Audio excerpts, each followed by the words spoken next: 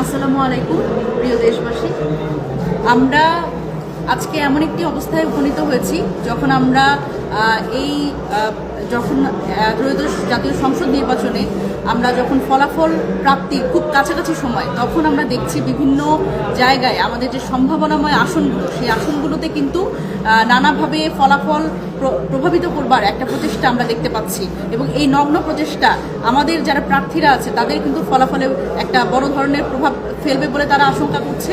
এবং সেখানে দায়িত্বরত যারা আছে, নির্বাচন পরিচালনার সাথে যুক্ত প্রিজাইডিং অফিসার এবং এই রিটার্নিং কর্মকর্তা, তাদের মদতে কিন্তু এই ঘটনাগুলো ঘটছে বলে আমরা মনে করছি।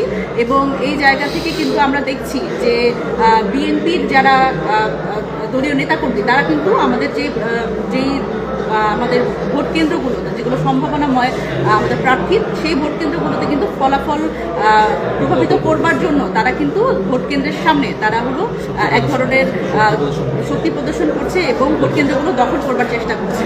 সুতরাং এটা কোনোভাবেই কাম্য নয়। আমরা এই ফলাফল মানে পাওয়ার প্রাককালে আমরা কিন্তু এই ধরনের বিষয় আমরা কোনোভাবেই আমরা অ্যাকসেপ্ট করছি না। এবং দেখেন, আমরা যেটা বারবার করেই বলছি যে মিডিয়া এক ধরনের ট্রায়াল করছে আমাদের সাথে, সেটা হচ্ছে যে এই সম্ভাবনাময় যে আমাদের আসনগুলো, সেগুলো কিন্তু আমরা আনঅফিসিয়ালি আমরা যেটা জানি বেসরকারি তথ্যর ভিত্তিতে যেগুলোতে আমাদের প্রার্থীরা তারা জয়লাভ করেছে অলরেডি, আমাদের কাছে এই তথ্য আছে, কিন্তু মিডিয়াতে কিন্তু সেগুলো কোনোভাবেই আসছে না। এবং আমরা জানি যে মিডিয়া এক ধরনের ব্ল্যাক আউট করছে আমাদের সাথে এবং আমাদের যে তথ্যগুলো, সেই তথ্যগুলো সামনে আসতে দিচ্ছে না। এই জায়গা থেকে আমরা বলতে চাই যে আমাদের যে প্রার্থীরা আছে, যারা সম্ভাবনাময় প্রার্থী এবং যারা কিন্তু খুবই বড় ব্যবধানে তারা এখনও তারা এগিয়ে আছে, সেই জায়গাতে কিন্তু এক ধরনের ফলাফল প্রভাবিত করার জন্য বিএনপির পক্ষ থেকে একটা বড় প্রচেষ্টা আমরা লক্ষ্য করছি। তো এই ব্যাপারে আমাদের সার্বিক যে পর্যালোচনা, এই নিয়ে কথা বলবেন জাতীয় নাগরিক পার্টির সম্মানিত মুখপাত্র এবং নির্বাচন পরিচালনা কমিটির চেয়ারম্যান আসিফ মোহাম্মদ সজীব ভুঁইয়া। আমি তাকে অনুরোধ করছি যে এই ব্যাপারে সার্বিক যেটা পর্যালোচনা সেটি বলবার জন্য। যারা আমাদেরকে দেখছেন, খুব জরুরি সিচুয়েশনে আপনাদের সাথে লাইভে আসতে হলো, লাইভে কথা বলতে হচ্ছে। আমরা অবজার্ভ করছিলাম যে ভোট গণনা কীভাবে হচ্ছে। আমরা ভোট গ্রহণে কয়েকটি জায়গায় অনিয়ম হলেও আমরা সার্বিকভাবে সেটা মেনে নিয়েছি।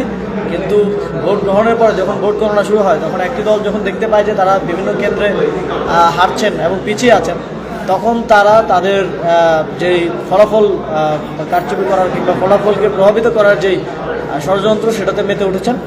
আমরা ইতিমধ্যে দেখেছি খুবই লজ্জাজনকভাবে বিএনপির প্রার্থী মির্জা আব্বাসের স্ত্রী, তিনি সরাসরি একটা কেন্দ্রে দাঁড়িয়ে ভোট গণনা দেখছেন। পরবর্তীতে আমরা খোঁজ নিয়ে জানতে পেরেছি যে সেই কেন্দ্রে মির্জা আব্বাস বিপুল ভোটে পিছিয়ে থাকায় সেখানে তিনি 7 বার ভোট কাউন্ট করিয়েছেন। তিনি সেখানে উপস্থিত থেকে 7 বার ভোট কাউন্ট করিয়েছেন, যাতে মির্জা আব্বাসকে বিজয়ী ঘোষণা করা যায় কিংবা তিনি এগিয়ে আছেন সেরকমটা দেখানো যায়। এবং এটা আমরা কোনোভাবেই এই ধরনের কার্যক্রমকে মেনে নিব না। এবং আমরা দেখছি যে কিছু কেন্দ্রে যেখানে ইতিমধ্যে তারা অনেক পিছিয়ে আছে, ফলে সেখানে তারা ছাত্রদলের নেতাকর্মীরা, বিএনপির নেতাকর্মীরা সেখানে গিয়ে সেই কেন্দ্রগুলোতে তারা সেই কেন্দ্রের ফলাফল মেনে নেবেন না বলে তারা ঘোষণা দিচ্ছেন এবং প্রিজাইডিং কর্মকর্তাদেরকে চাপ প্রয়োগ করছেন। আমরা এও অভিযোগ পেয়েছি যে প্রিজাইডিং কর্মকর্তারা সিদ্ধান্ত নিয়ে এবং ইসির মৌখিক আদেশে তারা মার্কার বক্সের বাইরে যে ভোটগুলো পড়ছে, যেগুলো সাধারণত ডিফল্ট ভোট হওয়ার কথা এবং ফল্ট ভোট হিসেবে সেগুলো বাদ পড়ার কথা, সেগুলো তারা এক ধরনের মৌখিক নির্দেশে বিএনপির পক্ষে, ধানের শীষের পক্ষে তারা কাউন্ট করছেন। এবং আমরা দেখছি যে মিডিয়া এক ধরনের বয়ান নির্মাণের চেষ্টা করছে, যেখানে আমরা দেখেছি যে ইতিমধ্যে বেসরকারি ফলাফলে 11 দলীয় জোট এবং বিএনপি প্রায় কাছাকাছি অবস্থানে আছে, 60-64 এরকম একটা অবস্থানে আছে। সেখানে মিডিয়াতে দেখানো হচ্ছে যে বিএনপি 30টা, জামাত 5টা, এনসিপি 1টা, অথচ ইতিমধ্যে বেসরকারিভাবে এনসিপি 5টা আসনে জয়লাভ করেছে। সুতরাং আমরা দেখতে পাচ্ছি পুরো ইকোসিস্টেমের একটা আন্ডারস্ট্যান্ডিংয়ের মধ্য দিয়ে ফলাফলকে প্রভাবিত করার, ফলাফলকে রিগিং করার এক ধরনের চেষ্টা হচ্ছে। তারা যেহেতু ভোট কেন্দ্র দখল করতে পারেনি, ভোট রিগিং করতে পারেনি, এখন তারা ফলাফল প্রভাবিত করার মাধ্যমে নির্বাচনে জয়ী হওয়ার এক ধরনের চেষ্টা চালাচ্ছে।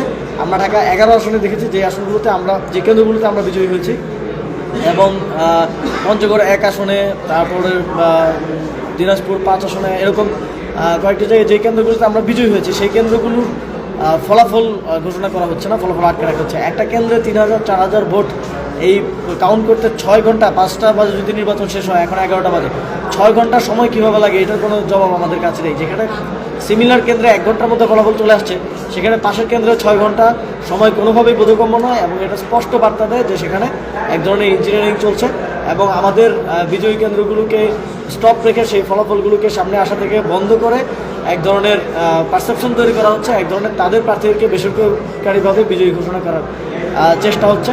আমরা ইসির কাছে দাবি জানিয়েছিলাম যে আপনাদের কাছে যেই কেন্দ্রগুলোর আসনগুলোর ফলাফল দ্রুত আগে আসবে সেগুলো আগে ঘোষণা করতে হবে, কিন্তু আমরা দেখছি যে তারা বেসরকারিভাবে 11 দলীয় জোটের বিজয়ী আসনগুলো ঘোষণা না করে বরং বিএনপির বিজয়ী আসনগুলো আগে ঘোষণা করছেন এবং নিউমেরিক্যালি বিএনপিকে বেশি দেখানোর একটা চেষ্টা করছেন। আমরা শঙ্কা করছি যে ঢাকা 8 আসন, ঢাকা 11 আসন, পঞ্চগড় 1 আসন, কুড়িগ্রাম 2 আসন, নোয়াখালী 2 আসন, দিনাজপুর 5 আসন, এরকম আমাদের 7-8টি আসনে ফলাফল প্রভাবিত করার, ফলাফল রিগিং করার চেষ্টা চলছে। আমরা আমাদের নেতাকর্মীদেরকে ইতিমধ্যেই সতর্ক অবস্থানে থাকার নির্দেশনা দিয়েছি। যদি প্রয়োজন হয় আমরা যে কোনো ধরনের কঠোর সিদ্ধান্ত গ্রহণ করার দিকে যাব। আমরা বিএনপির নেতাকর্মী, ছাত্র নেতাকর্মীদেরকে আহ্বান জানাতে চাই যে আপনারা কোনো কেন্দ্রে ফলাফলকে প্রভাবিত করার জন্য কেন্দ্রের বাইরে অবস্থান নেবেন না। আপনারা যদি অবস্থান নেন তাহলে অবশ্যই আমাদের 11 দলীয় জোটের নেতাকর্মীদেরকে নিয়ে আমাদেরকেও সেখানে অবস্থান নিতে হবে এবং যে কোনো ধরনের অপ্রীতিকর পরিস্থিতি ঘটতে পারে। সুতরাং আমরা আপনাদেরকে আহ্বান জানাবো যে প্রশাসনকে নিরপেক্ষভাবে কাজ করতে দিন এবং প্রশাসনের প্রতি আহ্বান থাকবে কোনো ধরনের অপব্যাখ্যা কিংবা কোনো ধরনের নতুন আইন বা নিয়ম এনে এখন ডিফল্ট ভোটকে একটা নির্দিষ্ট দলের পক্ষে গণনা করার চেষ্টা আপনারা করবেন না। তাহলে কিন্তু আমরা এই বিষয়গুলোকে সহজভাবে দেখব না এবং এক্ষেত্রে জাতীয় নাগরিক পার্টি এবং 11 দলীয় জোট কঠোর অবস্থানের দিকে যেতে পারে। আপনাদের সকলকে ধন্যবাদ। 11 দলীয় জোটের সকল নেতাকর্মীকে সতর্ক অবস্থানে এবং কেন্দ্রে অবস্থান করার জন্য আহ্বান জানাচ্ছি। এবং সবচেয়ে গুরুত্বপূর্ণ হচ্ছে কোনোভাবেই প্রাথমিক ফলাফল বা কয়েকটি কেন্দ্রের ফলাফল দেখে আপনার কেন্দ্র ছেড়ে দিবেন না। আপনার কেন্দ্র এবং আসনের চূড়ান্ত সরকারি ফলাফল আসা পর্যন্ত কেন্দ্রের বাইরে অবস্থান করুন। আমরা যদি কেন্দ্র ছেড়ে দিই, আমাদের নেতাকর্মীরা যদি কেন্দ্র ছেড়ে দেয়, তাহলে এই সুযোগটা নিয়ে সেই কেন্দ্রের ফলাফলকে প্রভাবিত করার চেষ্টা করবে এবং করছে, সেটা আমরা ইতিমধ্যে দেখেছি।